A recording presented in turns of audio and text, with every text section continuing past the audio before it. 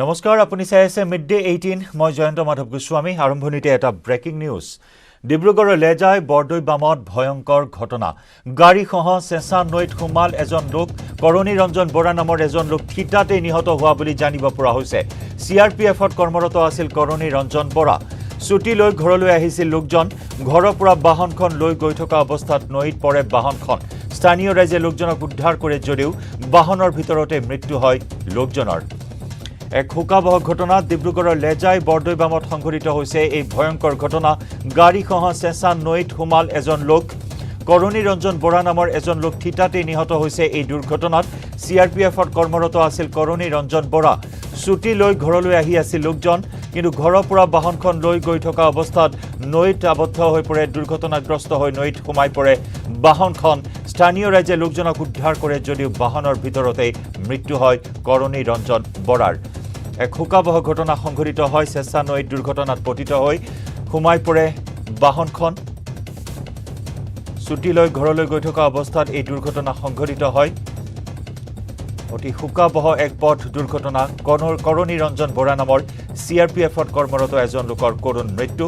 স্থানীয় লোকে উদ্ধাৰ কৰে লোকজনক কিন্তু বাহনৰ ভিতৰতে মৃত্যু মুখত পৰে লোকজনে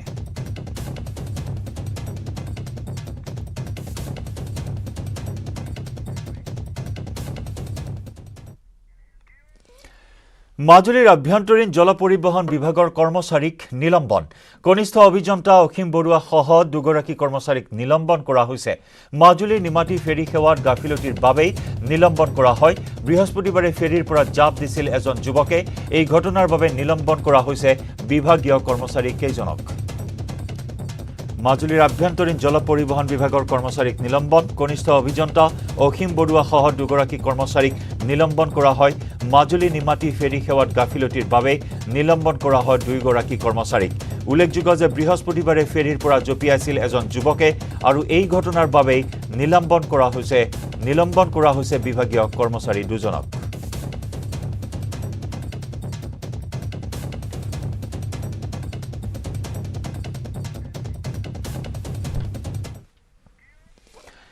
ৰাজ্যত অব্যাহত আছে হৰ ঘৰ দস্তক অভিযান 100% কোভিডৰ ভ্যাকচিন প্ৰদানৰ লক্ষ্যৰে চলোৱা হৈছে এই বিশেষ অভিযান গাঁৱে গাঁৱে গৈ স্বাস্থ্যকৰ্মীয়ে দিছে কৰোনাৰ ভ্যাকচিন কিছু গাঁৱত আহুকালৰ সন্মুখীন হ'বলগীয়া হৈছে স্বাস্থ্যকৰ্মীসকল বিশেষকৈ বৃদ্ধ লোকে ভ্যাকচিন ল'বলৈ অমান্তি হোৱাত আহুকালৰ সন্মুখীন হৈছে স্বাস্থ্যকৰ্মীসকল আপোনাৰ পিছত বেমাৰ হ'বলৈ আছে নহয় বেলেগ বেমাৰ মহিলা মহিলা সব কালো যাব একটা থাকা কত বাৰণ কৰছ বন কৰছ পাওয়া কি বুলি কৈছ বেজি নলয় আৰু এনেদৰে যথেষ্ট আহুকালৰ সন্মুখীন হ'বলগীয়া হৈছে স্বাস্থ্যকৰ্মীৰ দল গাঁৱে গাঁৱে গৈছে ঘৰে ঘৰে গৈছে স্বাস্থ্যকৰ্মীৰ দল আমোলা মন্ত্ৰী বিধায়ক সকলো এতিয়া নামি পৰিছে কৰোনাৰ ভ্যাকচিনৰ এই প্ৰচেষ্টাত হৰ ঘৰ দস্তক অভিযান চলাই থকা হৈছে আৰু তেনে সময়তে স্বাস্থ্যকৰ্মীৰ দল কিন্তু যথেষ্ট আহুকালৰ সন্মুখীন হ'বলগীয়া হৈছে বিশেষকৈ বৃদ্ধা লোকসকলক ভ্যাকচিন দিয়াৰ ক্ষেত্ৰত যৎপৰোনাস্তি চেষ্টা চলাবলগীয়া হৈছে কিন্তু একাংশ বৃদ্ধা লোক মান্তি হোৱা নাই ভ্যাকচিন ল'লে মৃত্যু হ'ব এনেকুৱা ধৰণৰ ভয় শংকা আছে তেওঁলোকৰ মনত স্বাস্থ্যকৰ্মীসকলে পাৰ্যমানে চেষ্টা চলাইছে বুজনি দিবলৈ কিন্তু মান্তি হোৱা নাই ভ্যাকচিন গ্ৰহণ কৰিবলৈ কোনো পধ্যেই নলয় ভ্যাকচিন এক প্ৰকাৰ স্বাস্থ্যকৰ্মীসকলক সকীয়াই দিছে এইসকল বৃদ্ধই বহু স্থানত দেখিবলৈ পোৱা হৈছে এনে এক দৃশ্য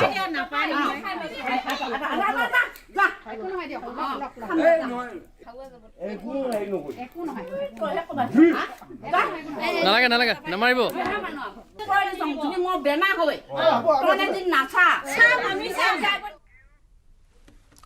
গোৱালপাৰা লক্ষীপুৰৰ ছৈবাৰীৰ দ খাৱৈত পৰা 6টাকৈ বনৰীয়া হাতীক উদ্ধাৰ জেচিবিৰে পাৰ খান্দি উদ্ধাৰ কৰা হয় হাতীকেইটাক নিশাৰ ভাগত দ খাৱৈত পৰিছিল হাতীকেইটা আজি বন বিভাগে উদ্ধাৰ কৰে হাতীকেইটাক বৃহস্পতিবাৰেও একেটা খাৱৈতে পৰিছিল 5টাকৈ বন্য হস্তি বন বিভাগে পাৰ কাটি উদ্ধাৰ কৰিছিল হাতীকেইটা আৰু অনুৰূপ ধৰণে আজিও যি একেটা খাৱৈত আবদ্ধ হৈ আছিল 6টাকৈ বন্য হস্তি জেচিবিৰ সহায়ত পাৰ কাটি উদ্ধাৰ কৰা হয় 6টাকৈ বন্য হস্তিক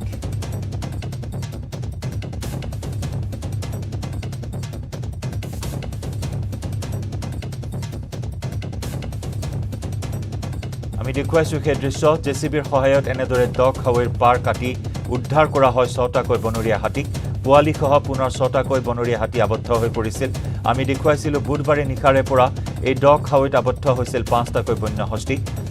মূৰৰ কামৰণে সৃষ্টি কৰিছিল এই হাতীকেইটাই বন বিভাগক আজি ঠিক তেনেদৰে পুৱাৰ ভাগত স্থানীয় লোকে প্ৰত্যক্ষ কৰে আন 6টা হাতী একেটা খাৱৈতে আবদ্ধ হৈ আছিল স্থানীয় লোকে পুৱাৰ ভাগত প্ৰত্যক্ষ কৰি খবৰ দিয়ে বন বিভাগক আৰু বন বিভাগৰ লোক ঘটনাস্থলীত উপস্থিত হৈ দুখনকৈ জেচিবিৰ সহায়ত পাৰ কাটি উদ্ধাৰ কৰে 6টাকৈ বন্য হস্তিক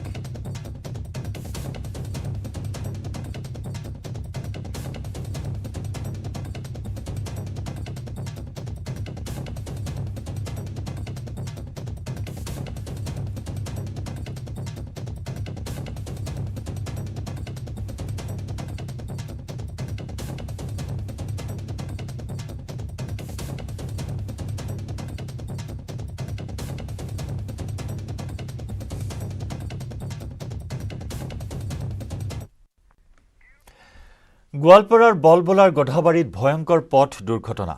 দুখন বাহনৰ মুখামুখি সংঘৰ্ষত একেটা পৰিয়ালৰে 5 জনৰ মৃত্যু দুৰ্ঘটনাত থিতাতে নিহত 2টি শিশু 2গৰাকী মহিলা আৰু এজন পুৰুষ নিহত আব্দুৰ ৰহিম সবুৰা খাতুন নাজমা খাতুন সোহেল ৰহমান আৰু জহেল ৰহমান এই দুৰ্ঘটনাত আহত হয় 2জন আহত 2জনক উন্নত চিকিৎসাৰ বাবে জিএমচিএইচলৈ প্ৰেৰণ কৰা হয় এখন ইয়ন আৰু সুইফটৰ মাজত হয় মুখামুখি সংঘৰ্ষ বলবলাৰ গধাবাৰীৰ 17 নম্বৰ ৰাষ্ট্ৰীয় ঘাইপথত সংঘটিত হয় এই শোকাবহ পথ দুৰ্ঘটনা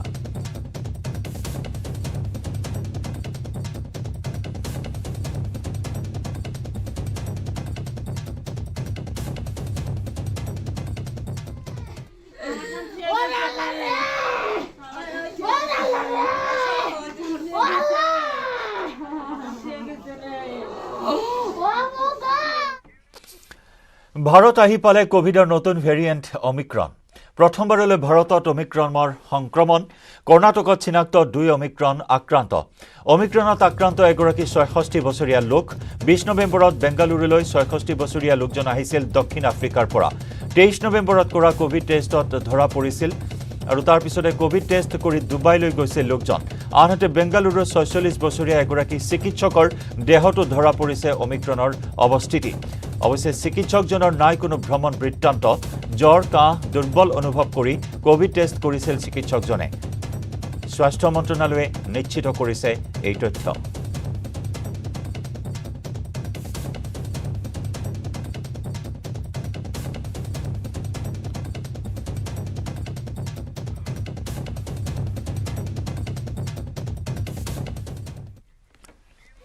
জিএমচিএইচৰ ফাৰ্মাচিষ্টক নিলম্বন ফাৰ্মাচিষ্টজন মিৰ্জা মকিবুৰ ৰহমান ফাৰ্মাচিষ্টজনৰ বিৰুদ্ধে বিভাগীয় তদন্ত অব্যাহত আছে চৰকাৰী কৰ্তব্যত অৱহেলা কৰাৰ বাবে নিলম্বন কৰা হয় ফাৰ্মাচিষ্টজনক জিএমচিএইচৰ ফাৰ্মাচিত ঔষধ থকাৰ পিছতো দিয়া নাছিল ৰোগীক এই অভিযোগ পোৱাৰ পাছতে প্ৰাথমিক তদন্ত কৰি নিলম্বন কৰা হয় ফাৰ্মাচিষ্টজনক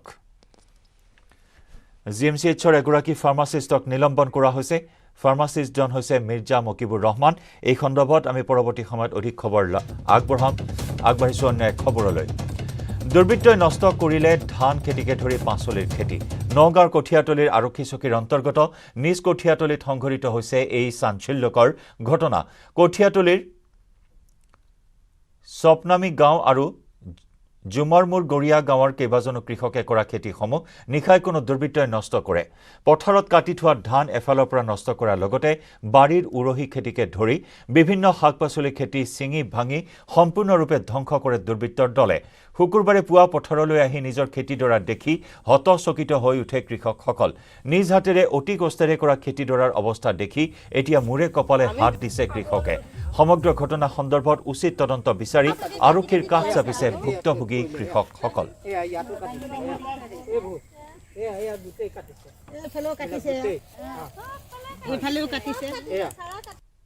পানী ইমান দূৰৰ পৰা কঢ়িয়াই দি কষ্ট কৰিছো পাইপ কিনি সাৰ দি সাত বিঘা ফচল নষ্ট কৰিছে আমাৰতো কিমান একে লোকচান হৈছে হাজিৰা লৈ পেলাই ধানখিনি কাটি থৈ দিলে থৈ দিয়াৰ পিছত পিছদিনাখন ধানখিনি কঢ়িয়াব আৰু কঢ়িয়াতে ৰাতি আহি পেলাই মানে কোন দুষ্ট প্ৰকৃতিৰ মানুহে আহি পেলাই মানে গোটাই 1.5 বিঘা মাটি ধান মানে মৰণা মাৰা নিচিনা গোটাখন সিঁচি পানীত গছকি ফেনেকি মানে সিহঁতে মানে বহুত নানান ধৰণৰ অত্যাচাৰ কৰি থৈ গৈছে। বিনাশ কৰি পেলালে, চব মাছ কঁকালতে কাটি কাটি শেষ কৰি পেলালে হা। আৰু কিছুমান গুৰিত কাটিছে, কিছুমান কঁকালতে কাটিছে, কাটি এই ফুল আহিছে মাত্ৰ এই যাত্ৰা আমাৰ মানে এতিয়া নিৰুপায় আৰু আমি কৃষি বিভাগৰ কোনো সহায় সাৰথি পোৱা নাই, নিজ কৰ্ম কৰি পেলাই কৰিছোঁ। খবৰৰ ধাৰা আমি অব্যাহত ৰাখিম। লৈছোঁ এটি বাণিজ্যিক বিৰতি। শোণিতপুৰৰ শিঙৰি চাপৰিত সেউজ বিপ্লৱ। সৰিয়হ ফুলৰ হালধীয়া দলিচাই মন প্ৰাণ হৰিছে থলুৱা কৃষিজীৱী ৰাইজৰ। বৰচলাৰ শিঙৰি চাপৰিত এতিয়া সৰিয়হ ফুলে দৃষ্টিনন্দন পৰিৱেশৰ সৃষ্টি কৰিছে। বৰচলাৰ শিঙৰি চাপৰি অঞ্চলৰ বিস্তীৰ্ণ কৃষিভূমিত কেৱল এতিয়া হালধীয়া পৰিৱেশ। সৰিয়হ ফুলে পাৰি দিছে হালধীয়া দলিচা। বানি ধোৱা বিস্তীৰ্ণ কৃষিভূমিত সেউজ বিপ্লৱৰ সূচাৰু কৰিছে চহা কৃষকে। আৰু ইয়াৰ দ্বাৰা উপাৰ্জনৰ আশা কৰিছে এইসকল কৃষকে। কৃষক বাবুল বড়ো বিঘাই বিঘাই মাটিত সৰিয়হ খেতি, মাকৈ খেতি, আলু ইত্যাদি খেতি কৰিছে চাপৰিত। এতিয়া একাংশ থলুৱা কৃষকে গঢ়িছে এনেদৰেই সেউজ বিপ্লৱ।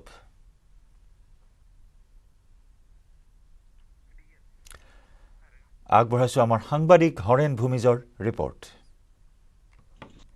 কেনেদৰে এক হালধীয়া দলিচাই এই অঞ্চলটোত এক দৃষ্টিনন্দন পৰিৱেশে বিৰাজ কৰিছে। শিঙৰি চাপৰি অঞ্চলত এনেদৰে থলুৱা কৃষকসকলে ইয়াত সেউজ বিপ্লৱ গঢ়িছে। মই কথা পাতিম, এগৰাকী থলুৱা কৃষক আছে তেখেতৰ সৈতে। দাদা, কি নাম আপোনাৰ? মোৰ নাম শ্ৰী বাবুল বড়ো। বাবুল বড়ো, হয়। কিমান বিঘা মাটিত আপুনি সৰিয়হ খেতি কৰিছে? তো মিনিমাম 15 বিঘা মাটি কৰিছোঁ। 15 বিঘা মাটি, হয়। কিমান কৃষক, থলুৱা কৃষক এনেদৰে ইয়াতে খেতিত নামিছে তেওঁলোক? এনেই বহুতেই আছে, ময়ো 15 বিঘা কৰিছোঁ, আৰু তেনেকুৱা বহুতেই কৰিছে 10 বিঘা 15 বিঘা একেলাৰতে, আৰু কিছুমান ধৰ মাকৈও কৰিছে। আপুনি কি কি খেতি কৰিছে? মই ধৰ ইফালে ধৰ সৰিয়হ আৰু লগতে মাকৈ আৰু মাটিমাহ আৰু আলু কৰিছোঁ, আৰু যিখিনি সুবিধা য'ত যেনেকুৱা সুবিধা হয় তেনেকুৱা হিচাপে কৰি আছোঁ। আৰু কিমান বছৰৰ পৰা আপুনি ইয়াতে খেতি কৰে? ধৰ মিনিমাম ধৰ আজি যেতিয়াৰ পৰা গৰা ভাঙিছে, ধৰ তাৰ গৰা ভাঙাৰ পাছৰ পৰাই আমি 25 বছৰ। হয়। কেনেকুৱা উপাৰ্জন কেনেকুৱা হয়? উপাৰ্জন আৰু যিখিনি কামানি হৈ আছে সেইখিনি দিয়ে চলিব পাৰিছোঁ আৰু ভালে। হয়। দেখা যায় যে থলুৱা কৃষকসকলে আচলতে চাপৰি অঞ্চলত খেতি নকৰে, কিন্তু আপোনালোকে আচলতে খেতি কৰি আছে। না, ধৰ আমি যেতিয়া গৰা ভাঙাৰ পাছত আৰু তেতিয়া কি কৰিম কি নকৰিম তাতেই থুলমূলকৈ চৰ চাপৰিত কৰি আছিলোঁ। আৰু এতিয়া ধৰ আগত তেনেকুৱা কামানিও নাছিলে, এতিয়া ধৰ খেতি বাতি ভাল হ'ল, এতিয়া চলিবও অলপ মানে সুবিধা হ'ল আৰু চবৰে। ৰাইজৰো তেনেকুৱা মানে 2 ছিজন একেবাৰে খেতি হয়, তো সেই হিচাপে ধৰ প্ৰায় ৰাইজৰে উন্নতি হৈ আছে। আৰু কেনেধৰণে বিক্ৰী কৰে? কেনেদৰে বিক্ৰী ধৰ যোৱাবাৰতো ইমান তেনেকুৱা হোৱা নাই, এইবাৰ অলপ আকৌ দাম ভাল হ'ব বুলি চবেই সেইটোৱে আগবাঢ়িছে। এতিয়া ধৰ প্ৰায় ধৰ অলপ অলপ মাকৈও কৰিছে আৰু সৰিয়হ চবটোৱে মিলাই কৰি আছে। আৰু নিশ্চয়কৈ এইসকল থলুৱা কৃষক এতিয়া এনেদৰে শিঙৰি চাপৰি অঞ্চলত সেউজ বিপ্লৱ গঢ়িছে। সকলোৱে আচলতে যি শিঙৰি চাপৰি আছে, এই শিঙৰি চাপৰিত কৃষি বিপ্লৱত নামি পৰিছে। থলুৱা কৃষকসকলৰ যি সেউজ বিপ্লৱ, এই সেউজ বিপ্লৱে এক ইতিবাচক বাৰ্তা বহন কৰিছে এই অঞ্চলটোত। এনেদৰে যিসকল নৱপ্ৰজন্মৰ যুৱক, সেইসকলে আচলতে কৃষি ক্ষেত্ৰত এনেদৰে আগবাঢ়িলে নিশ্চয়কৈ লাভৱান হ'ব পাৰি বুলি এইসকল থলুৱা কৃষকে মত প্ৰকাশ কৰিছে। কোভিড প্ৰতিৰোধ কৰিবলৈ এইবাৰ নগাঁও জিলাৰ ৰহাৰ গাৰোগাঁও অঞ্চলত ঘৰে ঘৰে গৈ প্ৰদান কৰা হৈছে কোভিড ভেকচিন। হৰ ঘৰ দস্তক অভিযানৰ অংশ হিচাপে 29 নৱেম্বৰৰ পৰা অঞ্চলটোৰ প্ৰত্যেক ঘৰলৈ গৈ ভেকচিন নোলোৱা লোকক ভেকচিন দিয়াৰ ব্যৱস্থা কৰা হৈছে। ভোটাৰ তালিকাৰ ভিত্তিত ভেকচিন গ্ৰহণ নকৰা পৰিয়ালৰ গৃহত উপস্থিত হৈ কোভিড ভেকচিন গ্ৰহণ নকৰিলে নিজৰ লগতে সমাজৰ কি ক্ষতি হ'ব পাৰে তাক বিতংকৈ বুজাই ভেকচিন ল'বলৈ মানসিকভাৱে সাজু কৰি তোলাৰ পিছত ভেকচিন প্ৰদান কৰা হৈছে। মানুহক বুজাব লগা হৈছে, 2-এজনে ৰেফিউজো কৰে, কিন্তু কিছুমানে কৰাখিনিক আমি বুজুৱাই দি কিছুমানে লৈছে, কিছুমানে ল'ব বিচৰা নাই এতিয়ালৈ। বাকী এতিয়া আজিৰ কিন্তু বহুতখিনি সঁহাৰি পাইছোঁ, মানুহখিনিয়ে সহযোগ কৰিছে। আৰু এটা গাঁও আছে, সেইখনত বহুত ৰিফিউজেল আছে, কিন্তু তথাপিতো আমি চেষ্টা কৰিম তেখেতসকলক কনভিন্স কৰি আমি দিয়াব চেষ্টা কৰিম। বোকাজানত হৰ ঘৰ দস্তক অভিযানত নিজ হাতে কোভিড ভেকচিন দিলে বিধায়ক তথা বিধানসভাৰ উপাধ্যক্ষ ডক্টৰ নুমল মমিনে চৰকাৰৰ 100% লোকৰ কোভিড টিকাকৰণ সম্পূৰ্ণ কৰাৰ উদ্দেশ্যেৰে সম্প্ৰতি ৰাজ্যব্যাপী অব্যাহত থকা হৰ ঘৰ দস্তক অভিযানত বৃহস্পতিবাৰে বোকাজান সমষ্টিৰ বোকাজানৰ বিধায়কগৰাকীয়েও অংশগ্ৰহণ কৰে বিভিন্ন অঞ্চলত পৰিভ্ৰমণ কৰি ভেকচিন নোলোৱা লোকসকলক ভেকচিন ল'বলৈ অনুপ্ৰেৰণা যোগোৱাৰ লগতে ৰাইজক ভেকচিন প্ৰদান কৰে বিধায়ক ডক্টৰ নুমল মমিনে মই সকলোকে অনুৰোধ জনাওঁ যিসকলে আজিলৈকে ভেকচিন লোৱা নাই খুব সোনকালে ল'ব লাগে ভেকচিনটো কাৰণ ভেকচিন লোৱা মানুহৰ যিটো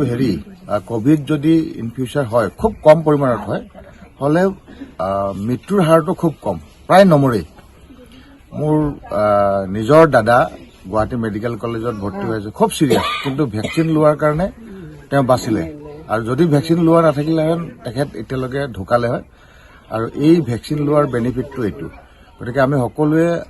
কৰোনা ভেকচিনটো ল'ব লাগে লৈ পেলাই নিজৰ জীৱনটো আমি সুৰক্ষিত কৰিব লাগে হুজাই ৰাজমল ফাউণ্ডেশ্যনে গ্ৰহণ কৰিছে এক অভিনৱ পদক্ষেপ বস্ত্ৰৰ অভাৱত প্ৰচণ্ড জাৰত কপি কপি উজাগৰি নিশা পাৰ কৰা লোকসকলৰ বাবে যোগান ধৰিলে বস্ত্ৰ সুখৰ প্ৰাচীৰ নামৰ এখন দেৱালত এইদৰেই ওলোমাই ৰখা হ'ল বিভিন্ন বস্ত্ৰৰ অভাৱত থকা লোকসকলে নিজৰ ইচ্ছা অনুযায়ী সুখৰ প্ৰাচীৰ দেৱালৰ পৰা নিব পাৰে প্ৰয়োজনীয় কাপোৰ আজমল ফাউণ্ডেশ্যনৰ পৰিচালক ডক্টৰ খছৰুল ইছলামে নিজ হাতেৰে কণ কণ শিশু আৰু বৃদ্ধা মাতৃক প্ৰদান কৰিলে বস্ত্ৰ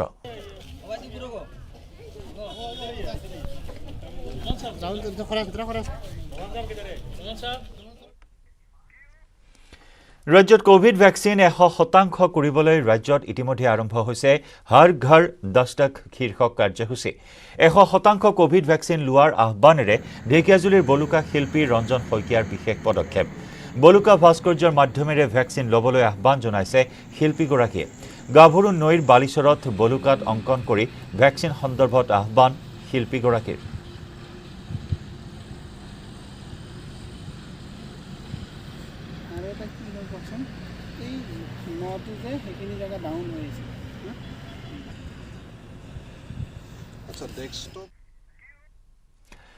কোভিডৰ ভেকচিন লোৱাৰ ভয়ত বিগত 10 দিন ধৰি তলা বন্ধ কৰি সোমাই থকা বৃদ্ধ দম্পতীৰ কাষত মন্ত্ৰী ৰঞ্জিত কুমাৰ দাস স্বাস্থ্য বিভাগে বুজনিত হাৰ নমনা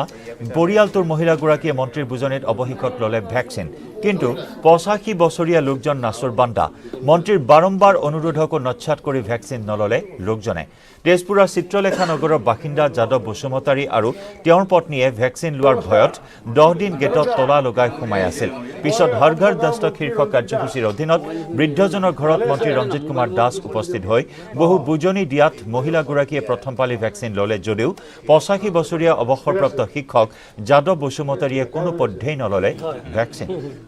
আচ্ছা দাদা আমি ইয়াতে আহিছিলোঁ ভেকচিন লৈ পেলাই আপোনালোকে ভেকচিন লোৱা নাই মোক আহিছিলে আমাৰ পঞ্চায়তৰ পৰা পঞ্চায়তৰ পৰা আহিছিলে আহি পেলাই তেওঁলোকে মোৰ ষ্টুডেণ্টো আহিছিলে মোৰ তাতে 90 বছৰীয়া যিমান আছে আমি 120 বছৰীয়া এজনকো দিলোঁ আপোনালোকে লোৱা নাই ভেকচিন ল'বলৈ সমৰ্থ হ'ব লাগিব আপোনালোকে নিজে ডিচিশ্যন কৰি দিছে যিবিলাকৰ মানে নিৰোগীসকলক 100% দিব লাগিব এইটো মানে লকডাউন ভেকচিনৰ কাৰণে লকডাউন ভেকচিন সোমাই বুলি লকডাউন ভেকচিন ল'লে আপত্তি কি আপত্তি নহয় এটা এই চাই লওঁ আপুনি চাইছেনে একো নহয় আইচিউত থকা মানুহকো ভেকচিন দিব ডক্টৰ অলপ চাই দিয়ক না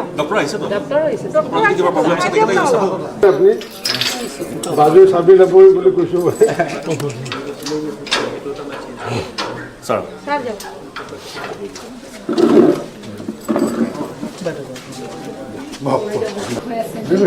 হয় মই তেজপুৰত আহি পেলাই আমাৰ চিত্ৰলেখা নগৰত যেতিয়া মই গম পালোঁ আমাৰ যাদৱ বসুমতী ডাঙৰীয়া আৰু তেওঁৰ পত্নীয়ে ভেকচিন ল'বলৈ খোজা নাই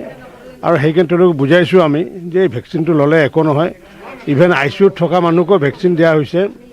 গতিকে তেওঁলোকৰ ভয় যিটো আছিলে মই নিজে অহাৰ পিছত তেওঁলোকৰ ভয় শংকা এতিয়া আঁতৰিব যেন মই এটা অনুমান কৰিছোঁ আৰু যিহেতু আমি 100% ভেকচিনেশ্যন কৰিব লাগিব গতিকে আমি অসমৰ ৰাইজকো আহ্বান জনাইছোঁ এই 5 তাৰিখৰ ভিতৰত যাতে সকলোৱে যাতে ভেকচিন যাতে লয় কাৰণ এইটো তেওঁলোকৰো মংগল সমাজৰো মংগল আৰু এনেকুৱাকৈ মাননীয় মুখ্যমন্ত্ৰী ডক্টৰ হিমন্ত বিশ্ব শৰ্মা ডাঙৰীয়াই আমাৰ সাংসদ মন্ত্ৰী বিধায়ককে আদি কৰি সকলোকে যোনে য'ত যাওঁ তাত এনেকুৱাকৈ কিছু দায়িত্ব পালন কৰিবলৈ কৈছে আৰু লগে লগে মাননীয় প্ৰধানমন্ত্ৰী মোদী ডাঙৰীয়াই যিহেতু কৈছে হৰ ঘৰ দস্তক আৰু 5 তাৰিখৰ ভিতৰত আমি ভেকচিনাইজ 100% ভেকচিনাইজ বুলি ডিক্লেয়াৰ আমি কৰিম আজি মই এইটো ডিক্লেয়াৰ কৰিব নোৱাৰিম এতিয়ালৈ কাৰণ আৰু এজন প্ৰেগনেণ্ট উইমেন এজন আছে তো ডক্টৰে তেওঁক মানে এতিয়ালৈ আগ্ৰহ প্ৰকাশ কৰা নাই আশা ৰাখিছোঁ তেখেতৰ ক্ষেত্ৰতো আমি ভেকচিন দিব পাৰিম বুলি আমি আশা ৰাখিছোঁ এই মুহূৰ্তত মই তেজপুৰৰ চিত্ৰলেখা নগৰত উপস্থিত আছোঁ আৰু অৱসৰপ্ৰাপ্ত শিক্ষক যাদৱ বসুমতাৰী মই বাসগৃহত আহি উপস্থিত হৈছোঁ আৰু তেওঁলোকে ভেকচিন লোৱাৰ ভয়তে এক প্ৰকাৰ ক'ব লাগিব এনেদৰে তলা বন্ধ কৰি ৰাখিছিল 10টা দিন ধৰি আৰু অৱশেষত এই গেটৰ তলা খুলিছে আৰু হৰ ঘৰ দস্তক এই আঁচনিত তেজপুৰত উপস্থিত হোৱা অসম চৰকাৰৰ মন্ত্ৰী ৰঞ্জিত দাস তেখেতে নিজে আহি কালি এইখন বাসগৃহত উপস্থিত হয় আৰু মন্ত্ৰীগৰাকীৰ অনুৰোধ ৰক্ষা কৰি যাদৱ বসুমতাৰীৰ পত্নীয়ে ভেকচিন লয় কিন্তু যাদৱ বসুমতাৰীয়ে কিন্তু ভেকচিন তেওঁ গ্ৰহণ নকৰিলে আপুনি যিহেতু ভেকচিন ল'লে গতিকে মই আপোনাৰ পৰা জানিব বিচাৰিম কালি লোৱাৰ পিছত অসুবিধা কিবা পাইছে নেকি অলপ মানে লোৱা জেগাত অলপ বিষাইছে তাৰপিছতে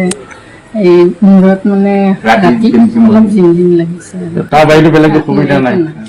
আপোনালোকে কিয় ইমান দিন ভয় খাই আছিল ভয় খোৱা নাই তাৰমানে ল'ৰা বাহিৰ আৰু ইয়াৰে সৈতে সময় হ'ল মিড ডে 18 পৰা বিদায় লোৱাৰ নমস্কাৰ